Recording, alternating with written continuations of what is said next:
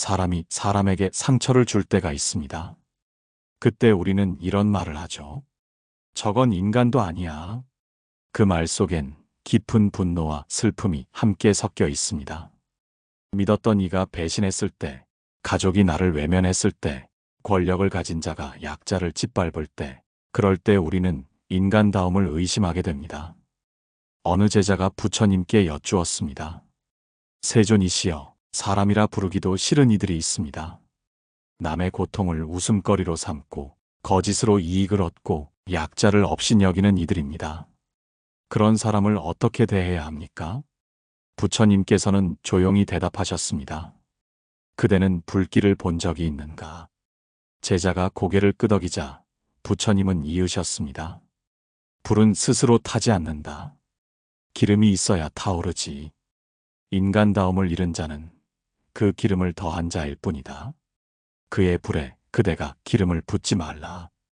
이 말씀은 분노의 불길을 함께 키우지 말라는 뜻입니다. 그러나 마음은 쉽게 따라주지 않지요. 악행을 보고 침묵하면 내가 바보 같고 억울하고 세상이 불공평하게 느껴집니다. 그럴 때 우리 마음은 두 갈래로 갈라집니다. 하나는 나도 갚아주겠다는 분노의 길. 다른 하나는 내가 이 감정에 지지 않겠다는 자각의 길. 부처님은 두 번째 길을 택하라 하셨습니다. 법구경에는 이런 구절이 있습니다. 분노를 분노로 갚으면 원한은 그치지 않는다. 오직 자비로 갚을 때 원한이 사라진다. 그렇다면 인간 같지 않은 사람을 만났을 때 우리는 그를 용서하라는 말만 들어야 할까요? 그건 아닙니다. 용서는 행위가 아니라 통찰의 결과입니다. 그 사람을 있는 그대로 보는 눈, 즉 그의 어리석음을 깨닫는 눈을 얻는 것이 먼저입니다. 인간다움을 잃은 자는 결국 탐욕과 무명에 휘둘린 존재입니다. 그가 나를 아프게 했다면 그는 이미 자신 속에서 더 깊이 아프고 있는 사람입니다. 그를 불쌍히 여겨야 한다는 뜻이 아닙니다. 그의 어리석음에 끌려가지 말라는 뜻입니다. 진짜 지혜는 이해와 거리두기를 동시에 품는 것입니다.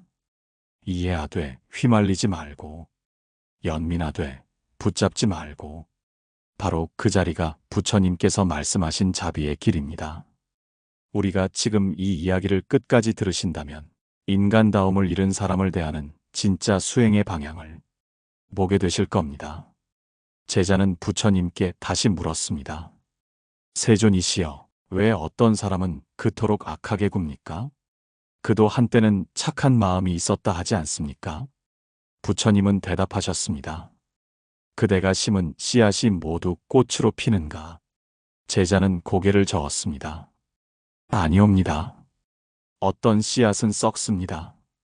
그렇다. 모든 사람의 마음속에도 씨앗이 있다.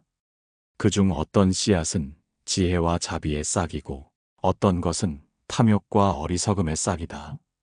그대가 어떤 싹에 물을 주느냐에 따라 그 사람의 삶이 달라진다. 인간 같지 않은 사람이라 느껴지는 이들은 오랫동안 탐욕의 싹에만 물을 주며 살아온 이들입니다. 그들은 이익을 좇으며 타인의 아픔에 무감해지고 결국 스스로 인간다움을 잃습니다. 불교에서는 이것을 업의 사슬이라 합니다. 탐은 더 가지려는 마음, 지는 분노와 미움의 마음, 치는 어리석음과 무명의 상태. 이 세 가지가 엮여서 사람을 점점 짐승과 같은 어둠으로 끌고 갑니다. 이런 마음에 사로잡힌 사람은 자신이 악하다는 사실조차 모릅니다. 스스로 옳다고 믿고 남의 고통을 자신의 승리로 착각합니다. 그러니 그를 바꾸려는 말은 닿지 않습니다. 그가 업의 눈을 뜰 때까지는. 현실에서도 그렇습니다. 회사에서 동료를 밀어내고 승진하는 사람, 가족 안에서 약한 이를 조종하는 사람, 겉으로는 점잖지만 뒤에서는 이익만 계산하는 사람. 그들은 모두 같은 구조 속에 있습니다. 자기 이익을 위해 누군가를 도구로 만드는 순간 그는 인간다움을 버립니다. 증이라 함경에는 이런 구절이 있습니다. 어리석은 이는 타인의 잘못을 캐고 지혜로운 이는 자기 마음의 때를 본다. 인간다움을 잃은 이들은 늘 남의 탓을 하며 살지요. 자신의 그림자를 외면하기 때문입니다. 그런 사람을 마주하면 우리 마음에도 어둠이 피어오릅니다. 저 사람을 응징해야겠다. 나도 그렇게 살아야 손해보지 않지. 이 생각이 바로 불길의 첫 불씨입니다. 부처님은 그때 이렇게 말씀하셨습니다. 그대의 마음을 지키라. 남의 악이 그대의 악을 낳게 하지 말라. 결국 인간 같지 않은 사람을 이기는 길은 그를 바꾸는 것이 아니라 그에게서 자신을 지키는 일입니다. 그를 향한 분노에 끌려가지 않고 그의 방식으로 대응하지 않는 것. 그것이 곧 수행입니다. 이제부터 중요한 것은 그 악한 사람을 보는 눈을 갖는 것입니다. 그를 증오의 대상으로 보지 않고 업이 일으킨 현상으로 보는 눈. 그 눈이 열릴 때 분노는 점차 힘을 잃습니다. 악한 사람을 보면 우리 마음은 먼저 무너집니다. 그 사람의 행동이 아니라 그로 인해 흔들리는 나의 감정이 진짜 고통의 원인입니다. 부처님께서는 제자에게 물으셨습니다. 그대는 바람을 잡을 수 있는가? 제자가 대답했습니다. 아니옵니다, 세존이시여. 바람은 잡을 수 없습니다. 그대의 분노 또한 그렇다. 그것은 잡을 수 없는 바람과 같다. 그런데도 그대는 그 바람을 움켜쥐려 하니 손이 피로해지는 것이다. 우리가 인간 같지 않은 사람을 만나면 속이 끓고 잠이 오지 않습니다. 이유는 단순합니다. 그의 행동을 내 마음속으로 옮겨왔기 때문입니다. 그는 이미 지나갔는데 그 장면을 계속 마음에 다시 재생하지요. 그때마다 감정의 독이 새로 쌓입니다. 이것이 불교에서 말하는 집착의 모습입니다. 악한 사람의 행위보다 그에 대한 내 반응을 붙잡고 있는 것이죠. 그 사람은 이미 자기 업 속에서 살고 있는데 우리는 괜히 그의 그림자에 갇힙니다. 어느 노비구가 이런 고백을 했습니다. 세존이시여, 악한 사람을 보면 불쌍하기보다 미워집니다. 저는 수행이 부족한 사람입니까? 부처님은 고요히 말씀하셨습니다. 그대가 미워하는 이는 이미 그대의 스승이 되었다. 이 말의 뜻은 깊습니다. 나를 미워하게 만드는 사람이 결국 내 마음의 실체를 보여주는 거울이 된다는 겁니다. 그가 없었다면 내 안의 분노가 어떤 모양인지 알지 못했을 것입니다. 그래서 수행자는 악한 일을 미워하지 않고 그를 통해 자기 마음을 봅니다. 우리 삶에서도 그렇습니다. 가족 안에서 나를 늘 무시하는 누군가, 직장에서 나를 뒤통수 친 사람, 이웃의 거짓된 말로 상처 입은 경험. 그들은 모두 내 안의 불안과 자존심을 비추는 거울입니다. 불교에서는 이 과정을 관이라 합니다. 대상을 바꾸려 하지 않고 그를 있는 그대로 관찰하는 것. 그 순간 그 사람의 얼굴보다 먼저 내 마음의 파도가 보입니다. 이 관찰이 깊어지면 우리는 비로소 깨닫습니다. 아, 그 사람은 나를 시험하는 존재가 아니라 나를 깨닫게 하는 인연이구나. 물론 이 깨달음은 감정이 사라졌다는 뜻이 아닙니다. 감정은 여전히 일어납니다. 다만 그 감정을 알아차리고 흘려보내는 힘이 조금씩 자랍니다. 유마경에서는 마음이 움직이면 세상이 움직이고 마음이 고요하면 모든 원한이 사라진다 하였습니다. 이 말은 단순하지만 실제 수행의 핵심입니다. 남이 나를 흔드는 것이 아니라 내가 그를 따라 흔들리고 있을 뿐입니다. 그래서 수행의 첫걸음은 그를 잇는 것이 아닙니다. 그에게 흔들리지 않는 나를 세우는 것입니다. 제자가 물었습니다. 세존이시여, 악한 사람을 대할 때 그를 피하는 것이 옳습니까? 아니면 맞서야 합니까? 부처님께서는 말씀하셨습니다. 뱀이 지나가면 발자국을 남기지 않는다. 그대도 그러하라. 이 말은 악한 사람을 만났을 때 흔적을 남기지 말라는 뜻입니다. 그 흔적은 곧 마음의 상처입니다. 피하라는 말도 아니고 싸우라는 말도 아닙니다. 단지 그 사람의 어둠이 그대의 마음에 새겨지지 않게 하라는 것입니다. 현실에서는 이것이 쉽지 않습니다. 우리는 세속의 관계 안에 있습니다. 회사를 그만둘 수도 없고 가족을 버릴 수도 없습니다. 악한 사람은 언제나 가장 가까운 곳에 머뭅니다. 그래서 부처님은 거리두기의 지혜를 가르치셨습니다. 이는 물러남이 아니라 관심의 절제입니다. 그의 말과 행동에 즉각 반응하지 않고 그 속에 들어있는 의도를 보라는 것입니다. 그는 나를 무너뜨리려 하나 그 의도에 반응하지 않으면 그의 화살은 허공으로 떨어집니다. 이것이 바로 무반응의 힘입니다. 무반응은 무기력이 아닙니다. 그건 아주 능동적인 수행의 자세입니다. 그대가 던진 돌이 나에게 닿지 않도록 내 마음의 물결을 고요히 하는 것, 그게 무반응의 수행이지요. 어느 날 한 제가신도가 부처님께 와서 말했습니다. 세존이시여, 이웃이 늘 저를 헐뜯습니다. 가만히 있자니 분하고 맞서자니 두렵습니다. 어찌해야 합니까? 부처님은 빙그레 웃으시며 말씀하셨습니다. 누군가 그대에게 선물을 건네려 하거든 그대가 받지 않으면 그 선물은 누구의 것인가? 신도가 대답했습니다. 그 사람의 것입니다. 그렇다. 욕설도 그러하다. 그대가 받지 않으면 그 욕은 그에게 되돌아간다. 이 말씀은 단순하지만 대단히 깊은 수행의 원리입니다.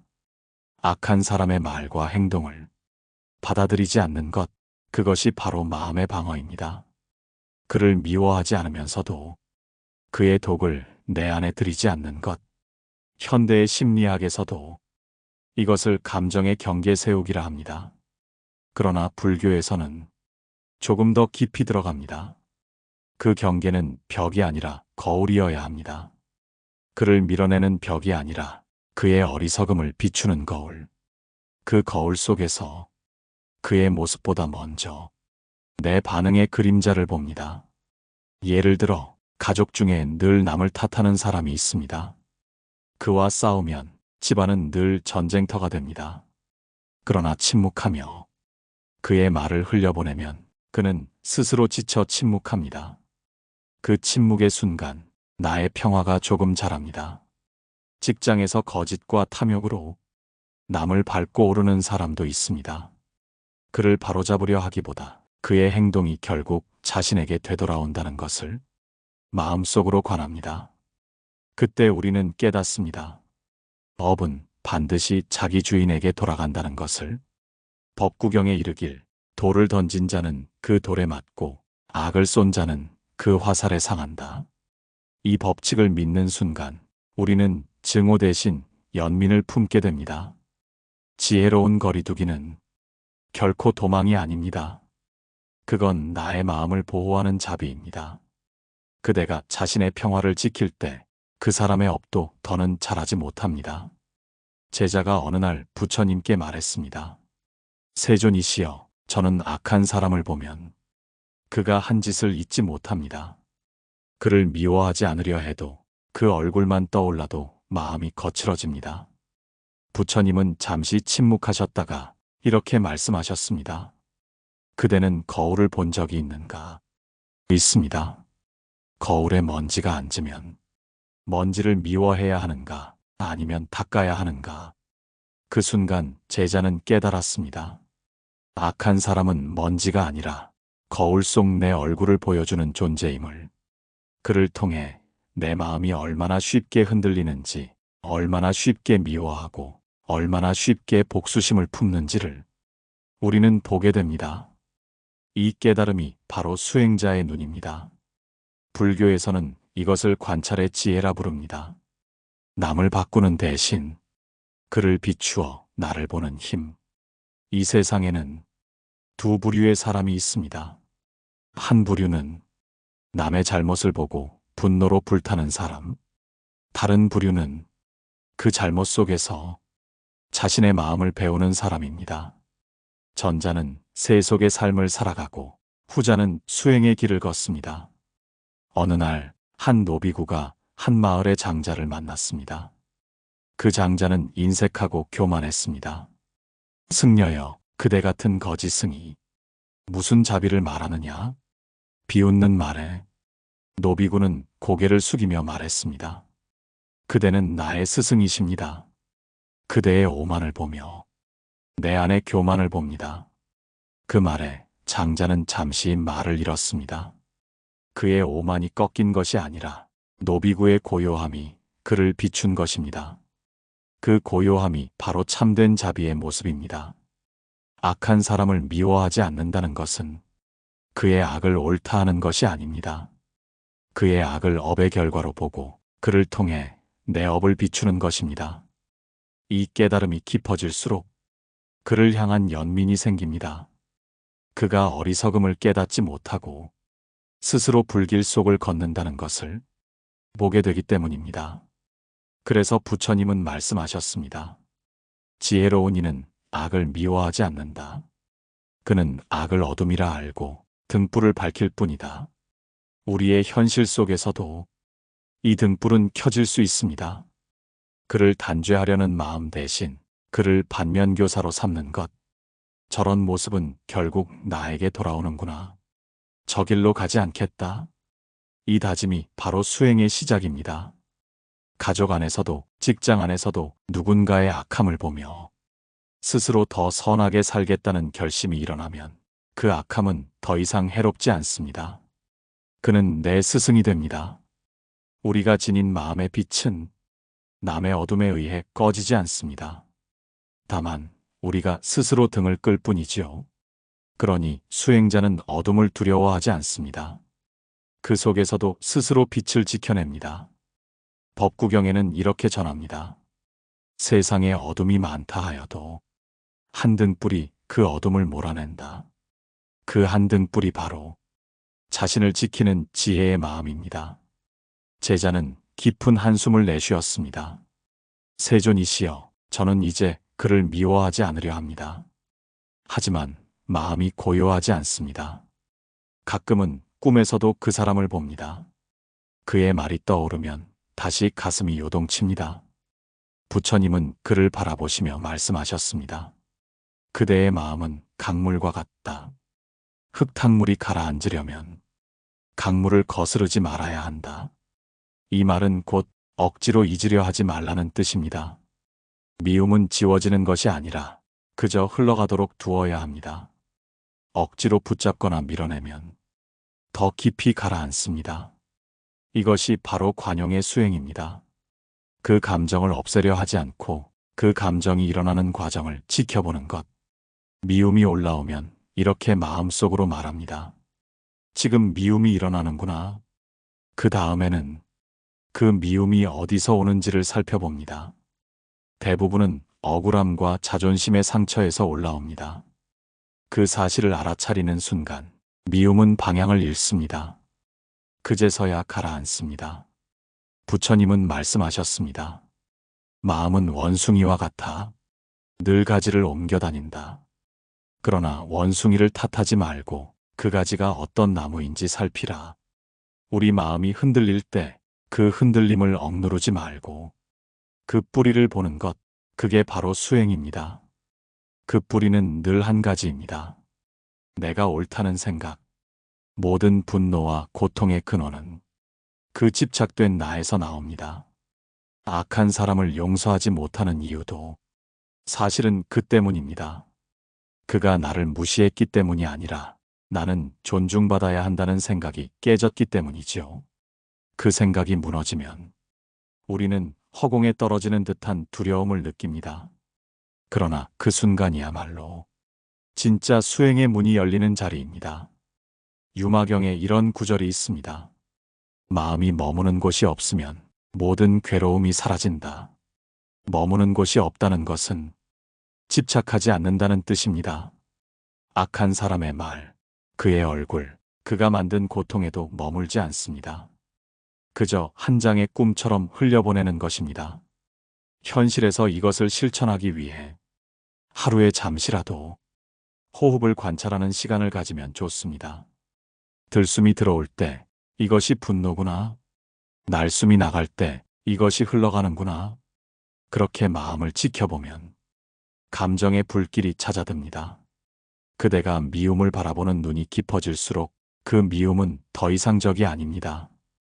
그저 한순간 스쳐 지나가는 파도입니다. 그 파도 위에 서 있을 수 있을 때 우리는 드디어 흔들리지 않는 자리를 경험합니다. 이 고요함 속에서 악한 사람은 더 이상 중요하지 않습니다. 그는 여전히 어둠 속에 있지만 나는 내 등불을 켜고 있습니다. 그 빛은 그를 비추지 않아도 좋습니다. 그저 내 마음을 비추면 됩니다. 이제 남은 것은 그 고요함 속에서 마지막 한 걸음을 내딛는 일입니다.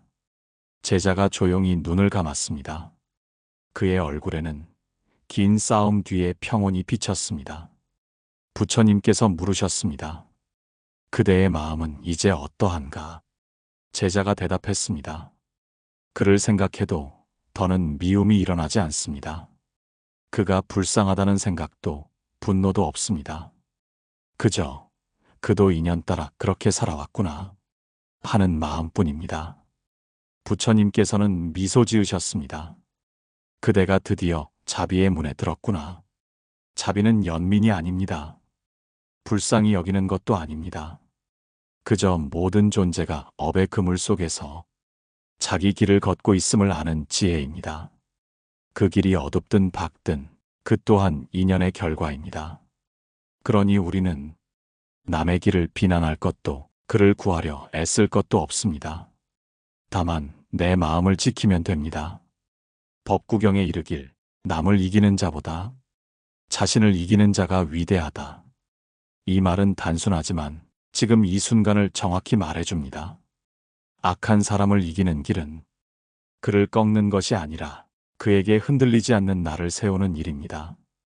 그대가 분노를 삼켰던 날들, 그대가 억울함을 견뎠던 날들, 그 모든 순간이 바로 수행이었습니다. 그대가 입은 상처가 깊을수록 그 속에서 자라는 지혜 또한 깊습니다. 그러니 이제는 그 사람을 놓아주십시오. 그를 용서하라는 말이 아니라 그의 업을 그에게 돌려보내라는 뜻입니다. 그는 자기 업의 주인이요. 그대는 그대 마음의 주인입니다. 그렇게 경계를 나누면 마음은 스스로 고요해집니다. 이제 남은 것은 하루에 단 한 번이라도 호흡을 통해 나를 지켜보는 일입니다. 숨을 들이쉴 때 지금 이 순간 나는 평화롭다. 숨을 내쉴 때 그의 그림자는 흘러간다. 그렇게 반복하다 보면 언젠가 미움이 사라진 자리에 따뜻한 공감이 피어납니다. 그 공감은 그를 위한 것이 아닙니다. 그대를 위한 것입니다. 그대를 괴롭히던 기억이 더는 그대의 힘을 앗아가지 못하게 하기 위한 내면의 약입니다. 이제 그대는 압니다. 인간 같지 않은 사람이라 불렀던 그도 결국 하나의 인연이었음을. 그 인연을 통해 그대는 마음의 길을 배웠습니다. 그가 던진 돌이 그대를 다치게 했지만 그 돌 위에서 그대는 앉아 명상을 배웠습니다. 부처님은 마지막으로 말씀하셨습니다. 악을 본이는 악을 멀리하되 그로 인해 마음을 잃지 말라. 그 마음이 곧 부처의 씨앗이다. 이제 우리 모두의 마음에도 그 씨앗이 있습니다. 그 씨앗을 지켜보며 오늘 하루 누군가를 미워하기보다 한 번 더 나를 돌아보시길 바랍니다. 그대의 하루가 고요하고 따뜻한 빛으로 머물기를 바랍니다. 그리고 그 마음의 평화가 또 다른 누군가의 어둠을 조용히 비추길 바랍니다. 감사합니다. 고요한 울림이었습니다.